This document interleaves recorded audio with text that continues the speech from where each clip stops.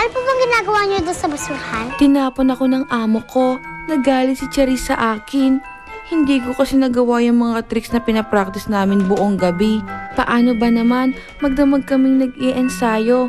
Wala man lang pahinga. Di ending ko, pagoda cold with lotion. Sungay at butot na lang kulang, dimonyita na. Exage ka naman. Matagal ko nang kilala si Charis. Mabait naman siya noon. Nagsimula lang naman siyang maging pasaway nung iwan siya ng kanyang tunay na mommy. Yung daddy Sam naman niya, palaging wala kasi may taping ng show niya. Sus, di yun dahilan. Bakit si Daldalita? Lumaki naman siyang hindi kapiling ang kanyang tunay na magulang pero kita mo naman. Maganda na, mabait pa. Maswerte ka pa rin, Daldalita. Hindi mo man nakilala ang mga tunay mo magulang, marami naman kaming nagmamahal sa'yo. Charis, si Daldalito. Iwan niyo muna ako, friends. May away lang akong tatapusin.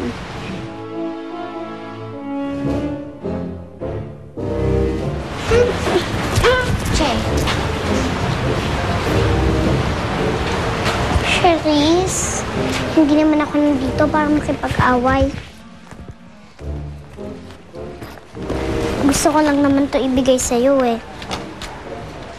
Kasi, sabi ni Pitch Portia, parati daw kayo napapractice sa bahay niyo buong gabi. And then, Charis. Aray, Daldalita! Sakit! Ba't mo ginawa yun? Hoy! Anong ginagawa mo sa anak ko?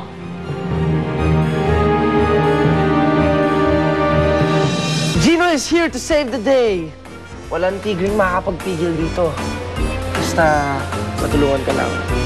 Bakit hindi mo ba kasi mahalin si Daldalita na parang tunay mo anak? Mali mo makita ni Mateo ang iyong motherly love for Daldalita. Oh. You know what? You're right. I should be motherly. Humanda ka sa akin, Daldalita. Naghihintay lang ako ng chance. Ate Tessa! Ate Tessa! Ikaw na.